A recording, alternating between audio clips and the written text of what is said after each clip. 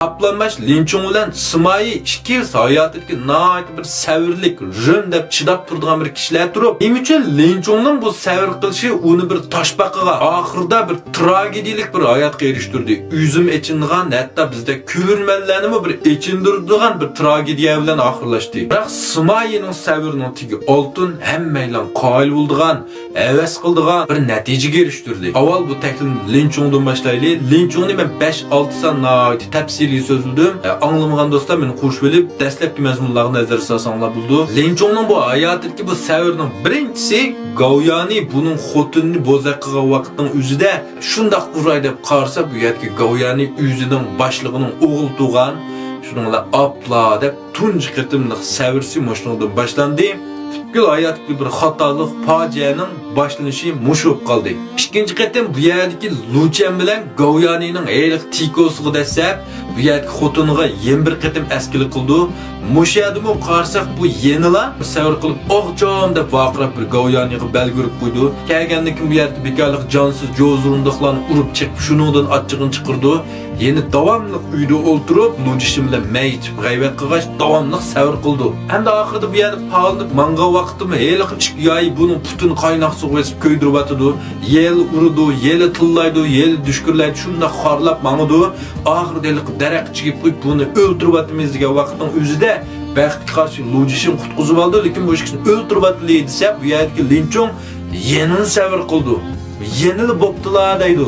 Oxirida Liangshan kulda Gauchu buning qo'liga tushgan vaqtning o'zidimi o'ltirib atma deb yugurib kelgan bilan, bu yerdagi Songjan qatorliqlarning nasihat qilishi bilan yeni bo'ptilar deb to'xtab qoldi. Oxirida savr qilib ochiq yutib o'lib qoldi. Bizni ochiq yuturib kasal qilib qo'ydi. Endi qissa haqida bayon Simayichu eng dastlab buni sov chaqirgan vaqtning o'zida bu men kasal bo'lib qoldim, pavlashib qoldim deb 7 yil karvatdan tushmay savr qilib yotadi. Chunki bu vaqt sov xizmat qilsalik ma'murlikdan o'tib bir ishga tushdi degan gap. Shuning bilan bu Simayining ko'ngildagi buyuk orzu nishoniga jiroqlashib ketdi. Shuning bilan keyin bu yerdagi sovning qo'llasidagi eng dona bu yerdagi Goja o'lib ketdi. Qarşı düşmanlardan bu yerdagi Zhuguliang, Zhouyu, Lusu qatorliqlar o'ttirg'i chiqdi.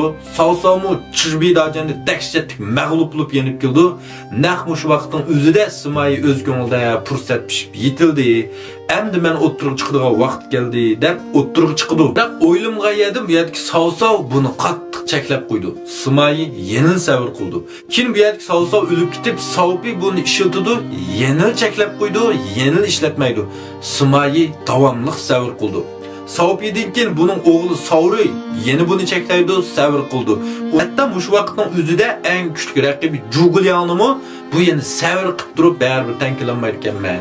Savr qilay deb turib Zhuguliangni o'ltirib atadi. Nam qarsak bu yerga Linchong bilan Simayi 2 yil savr qilgan bilan bu ikkisining savri o'xshamaydi. Hayotda ba'zi ishlarga savr qilmay haqiqatan amal yo'q. Bizmi hayotimiz nurg'un ishlarga savr qildik. Bo'ptilar deb chidab o'tkazib. Ya'ni hayotda o'zgartirib bo'lmaydigan, kuchimiz yetmaydigan ba'zi ishlarga savr qilishimiz, chidashni bilishimiz, qaqshimasligimiz kerak. O'zgartirib bo'ldigan, jafoq chidab tirishsak kuchimiz yetadigan ishlar bo'lsa, ba'zi sabab topmasligimiz, o'zimizni kuchaytirib, o'ginib, tirishib, chiniqib, savrlik bilan fursatni kutib turishimiz kerak. Bundaqda sizlarning bu yerda Linchongning savrdan o'rganganlar bormi? Simayining savrdan Pingmin çok merhamet. Bu sonun barlıq temlerini ben jigib, birli mazmunga 20 muğa. Yeni itbar bahsi bilen 1-3 muğa. Ma endi neçe vaqtda sözülgen eserildek, bir 3 minut 4 minutlik emas. Bir mazmun setib olsanız, biroq yarım saat etrafida bir tiniq bilan ko'rib, bu son to'g'risidagi barliq savollarning javobi mushundan chiqadi.